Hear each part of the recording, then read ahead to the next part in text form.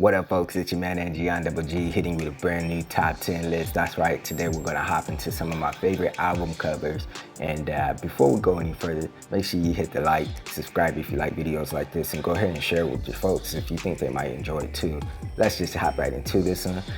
Starting from the top of my list, we got Shin's 2007 album, Wincing the Night Away. It has these amoeba-looking objects on it with like some worm-like appendages coming out of them. It's pretty weird and creepy looking. It's kind of like in black and white, kind of a monstrous appearance to it with this off-white, kind of like with this black and off-white theme to it, and it's simply titled on the left side. You see the band's name and the title of the album.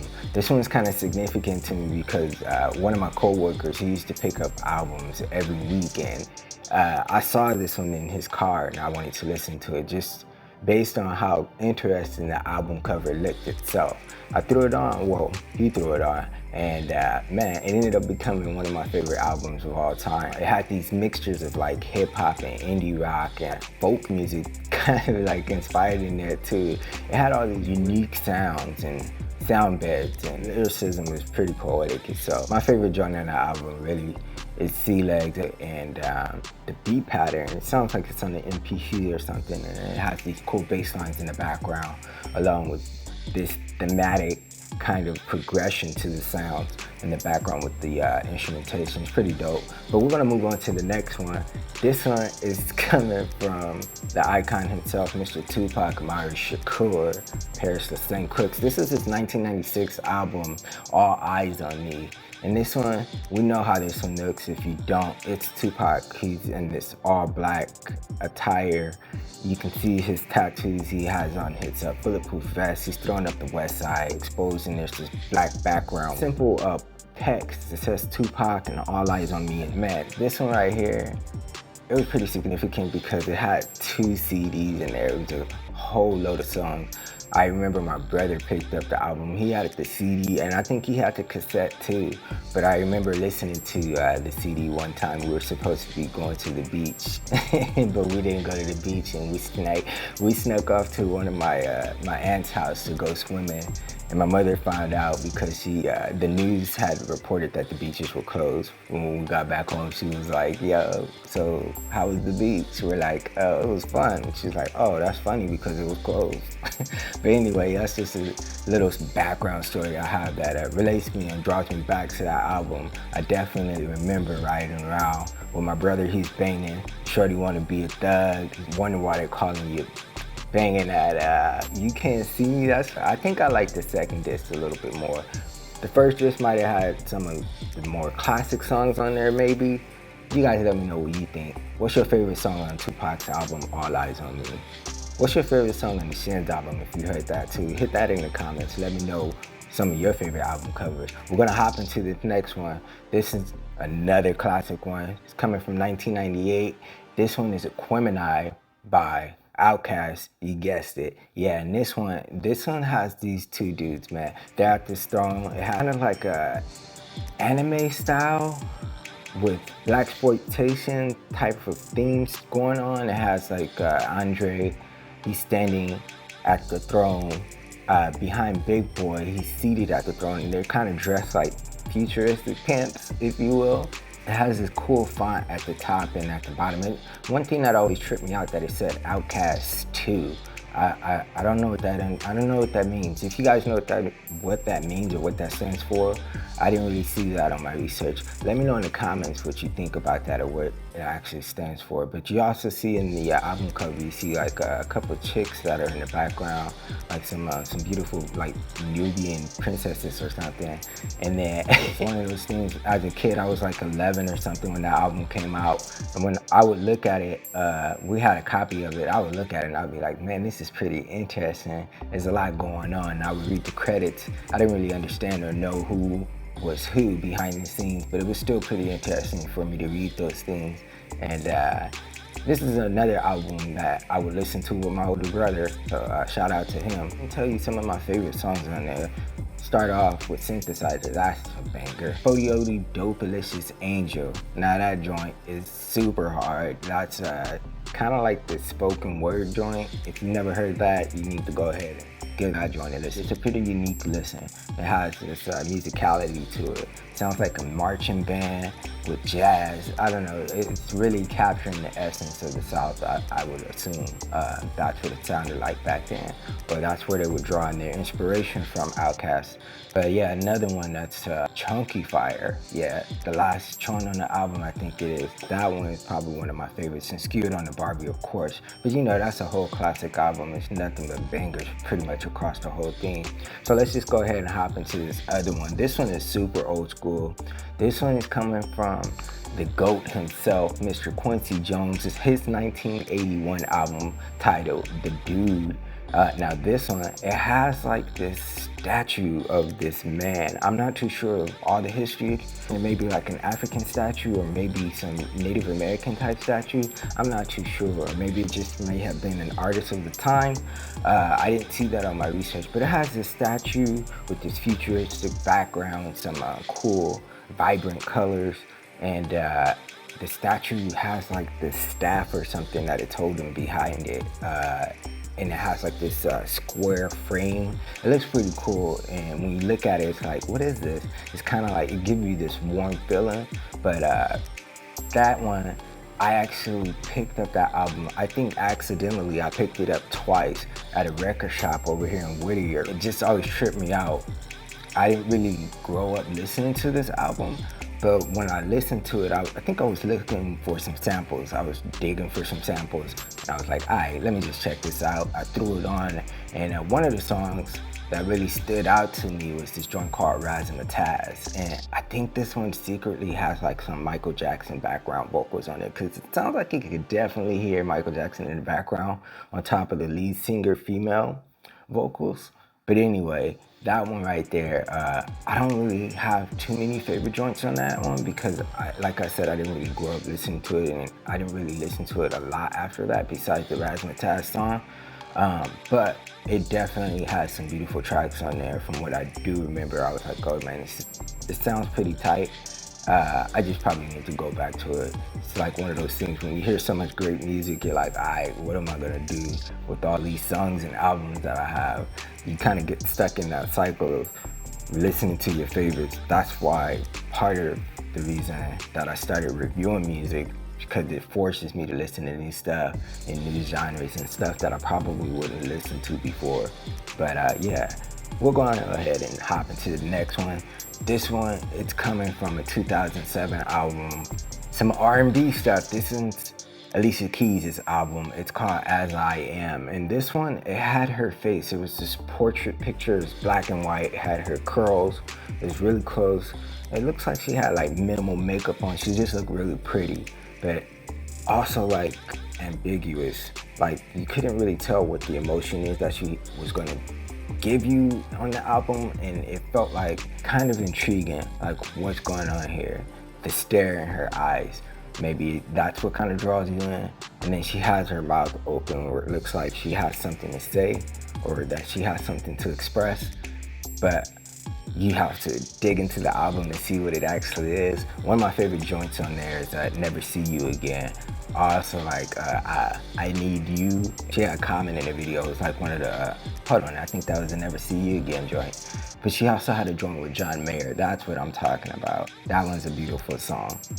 It had a little bit of significance to me because I think I was like going through this phase of like trying to find myself. I was like after high school, post-college type of age, and like, hold on, who am I? What's going on with me? And I was just about to turn 21 years old. I think I had just bought a guitar. I was trying to teach myself to play the guitar. I ended up giving it to my nephew for no reason because I don't know what he did with it. But anyway, yeah, man, that album was pretty tight. I still listen to some of the joints sometimes. I think I listened to one of the joints probably last month or so. I Need You, because that drum line on there is thick as I don't know what. It's got like this live drum instrumentation on there, and it just gets more and more hype as it goes on. But anyway, let's hop into the next one. This one's another one, a classic album. And this one's coming from my man, Mr. Kanye West. This is Graduation from 2007. And if you're not familiar, this one is some pretty beautiful art if you're into some like futuristic, colorful stuff. It's made by, I believe it was a Japanese artist. It's continuing the theme from Kanye's first 2 albums with his Dropout Bear that was supposed to represent him. And you see it finally ascending and getting away and going on to the next level, leaving everything that it knows behind, even if it was something that was great. His foundation, it kind of looks like that metaphorically. And then he's looking towards the sky, blasting off, kind of like how he did on the Touch the Sky video, just getting blasted out of like an object that looks like a laser gun or something, but you can see a whole community and everything within that laser gun. This one, it had classic tracks back from the front to the back when you start, or Wake Up Mr. West. Hold on, that's the wrong album. We start off with Good Morning, and then we go on to, you know, everybody's favorite track, Drunken Hot Girls. No, just kidding. But man, everybody knows how this album is just significant for Kanye. I remember I would listen to this album with my boys. We'd be on the way to work, and we'd throw this on. I don't remember how long the album was, but it had to be a little bit longer than 45 minutes because our ride was about 45 minutes or so. We'd drive from Inglewood to Gardena to Whittier. We'd be banging this album, and it'd be, man, almost every track just had us in the zone from the start. The production was crazy. Kanye was saying some crazy stuff. And some of the songs we had heard from some of Kanye's mixtapes previously before, where he, like the joint that has Chris Martin from Coldplay and John Legend on it, Home. He had a joint like that on his mixtape. It was called Freshman Adjustment, and it was the first version of that song. It sounded a little bit more hip hop, and John Legend was going crazy on it. But anyway, I love that album. It has that significance to me where it bonds me with my bros. I was also, you know, finding myself at that time. I had just got my license too, and Can't Tell Me Nothing was like my song anytime I pulled up when I was getting home. Can't Tell Me Nothing with the windows down in my 2002 Honda Accord. Anyway, let's hop into the next one. This one's super significant to me. This one's coming from Quasimodo, Lord Quas. This one's The Unseen from year 2000. I had just started skateboarding around that time. This album, I probably had heard it in some skate videos before, but what really popped off is when I heard it in Tony Hawk's Pro Skater version. It was called Tony Hawk's Underground, abbreviated as Thug. And this soundtrack had like this crazy hip hop playlist with some cool punk rock and metal on there. And it also had like some cool like pop stuff and like some stuff that wasn't really that significant to me. But this right here, the Quasimodo joint, he had a song on there that was called Low Class Conspiracy, and that one, it just stuck with me, and I just kept listening to it. Once I got older, I downloaded the album, and you know, I didn't even get into it to tell you how the album looks. The album, it's pink, it has this Q in there, and it has like these, it has a car that's getting away from the police, and you see the LA freeways. This is actually Madlib. It's one of his alter egos. Madlib, the producer from California, from SoCal. Yeah, some people might not know that he's actually from Southern California, about 30 minutes away from LA. Madlib is one of my favorite producers. He's actually, this album right here actually inspired me to start writing rhymes and start to get back into production and everything. It was really significant to me. Some of my brothers, they were familiar with it too, of course, because they were skateboarders. And then even my rollerblader homies, like, they knew what was up with it because we listened to a lot of the same music, especially when it came to underground hip hop and the LA scene. This is just one of those albums where I would just listen to it. I would just go grab my skateboard, skate to the skate park that was about 40 minutes away, and then skate there for about 2 hours, just listening to this album on repeat. And it would just trip me out how many different sounds and how much layers and textures that he would incorporate into his production. And apparently he was doing this all without a DAW, which is the system or the programs or the apps that we use to make beats on our computer. Whenever I see it, I just have a flashback of all those memories. I think about all those times I was skating. I think about the homies. I think about the drives that I would have, because I used to also play these songs when I would carpool with my friends. But anyway, if you haven't listened to that album, go ahead and check it out, Quasimodo. Go ahead and let me know if you dig that album, or if you have a favorite Madlib album, or if you have a favorite album from anybody that's on this list. Let me know what's your favorite album cover. We're gonna hop into this next one as we're getting ready to wrap this up. We're getting ready to wrap this up as we're getting to the end of it. This one's coming from the 1997 album, Art of War, Bone ThugsNHarmony. If you ain't familiar, you should be. This is one of my favorite albums of all time. This one, it has the fellas, it has just 4 members of Bone. And they have this war paint on their faces. They're ready for war because they were having these beefs with other crews that are rapping in a similar style, like Chicago's Do or Die.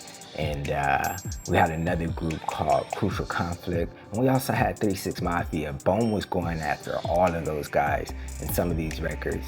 They were ready for war. The album starts off like that with the song called Ready for War. It also has Retaliation. It has Thug Love with Tupac. If you're not familiar with that, man, you need to go ahead and listen to that. It has a bunch of solo joints too. Everybody pretty much had a chance to take on a solo song for themselves, except for Flesh, because I guess he wasn't officially signed to the record label that they were, so he was kind of like branched off a little bit. He was here and there on the album, but anyway, the album, it has this black background. It has this the guys, like I said, there in war paint, and you just see their faces as they all have swords that are significant to their fighting styles, and they have these profiles. The album cover or the album booklet, when you look through it, it was pretty interesting. I remember I was just super nerdy about getting the album covers, opening the booklet, seeing who produced what, seeing what year it was, seeing how many people. I didn't even understand ASCAP, BMI. I didn't know what the hell I was looking at, but it was all interesting to me because I started to see a pattern of some of these same producers and people that were in the background. I started seeing them on different albums that related to people that were assigned to the same record labels, and things started to make sense to me as a kid. I was barely middle school age around this time. But anyway, actually I wasn't even in middle school yet, 97. This one, it was super significant to me because one of my uncles in San Francisco had passed away, and the album had just dropped. And we listened to the album on a road trip from LA. My mother, my brother, myself, we woke up. It was about 4 o'clock in the morning. I remember my brother woke me up so we could look at Six Flags Magic Mountain in the dark. You could see all the lights. And it looked pretty cool. But yeah, I remember there was also a meteor shower that night. But yeah, we banged this album the whole way through, 2 discs, back to back, for about 6-7 hours on that drive. It was pretty dope, so it really holds a special place in my heart. So when I hear these songs, it takes me back to those memories, and listening to those songs and people being hyped about those songs in elementary. Some of those songs, we had Look Into My Eyes, which is actually on the Batman soundtrack, the Batman and Robin soundtrack. If you remember that, they had a video for it. They had some clips from the Batman movie. You had Bone rapping in the alleyways at nighttime and stuff, doing that whole creepy little thing. But anyway, Bone ThugsNHarmony, Art of War, 1997. Super significant to me. Love that album cover. Love that album. Who's your favorite Bone member? Crazy and Busy are my favorite. But yo, let me know who you think is the dopest Bone ThugsNHarmony member. Go ahead, drop it in the comments as we hop into this next one. 1999's Red Hot Chili Peppers, Californication. Now let me tell you, this one, it has this pool that looks like it's on fire, and it's in front of this backdrop that has the ocean. It's daytime, and it has this warm feel to it, and you're kind of looking at it like, whoa, I'm tripping out on something right now. Like, what are these colors? These colors, they're not on the objects that they should be on, and it kind of trips you out. But let me tell you, this was the first album I ever bought with my own money. I remember going to Target and picking it up. My cousin, he bought Linkin Park's Hybrid Theory album. So I picked up this album from Target. We skateboarded up there, ripped it open, got back to my little boombox. I had like a little JVC boombox. You know how those used to be super cool about 20 years ago. Throw on my CD and just went on a journey, man. And one of my favorite songs itself is Californication. I still love that song. Those bass lines, the guitar riffs, everything is just amazing about that song. The video was super crazy with the whole video game aspect to it. Also, Right on Time. That was another one that gets me pretty hype whenever I hear it.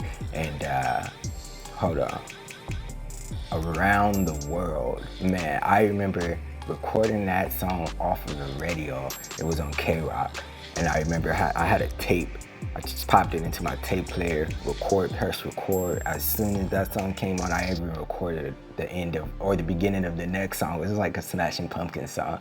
So whenever I hear certain songs that are recorded off the radio, I expect to hear the song that I recorded next to come on after if I'm listening to the actual album, and it kind of psychs me out. But anyway, this album, it had some poetic writing. It had like it made me really appreciate how poetic people could be, or how poetic artists could be, because as a kid around that time, I listened to mostly rap, but I did branch off and listen to other genres on my own. I would blame that on MTV, because I used to just sit there and watch it and didn't turn the channel when Metallica came on. I didn't turn the channel when Smash Mouth came on. I didn't turn the channel when No Doubt came on. I still listened to it when Godsmack popped up. So like, I just had a thing for music videos and music itself. If it sounded cool to me, I mess with it. And this Red Hot Chili Peppers album is a classic one. If you don't know any other Red Hot Chili Peppers album, you're gonna know a song from Californication. There's even a TV show that took the play of the name and incorporated, became a TV show, I think like on Showtime or something. I don't think I've ever seen it before, but let me know what that's about in the comments if you guys are familiar with it.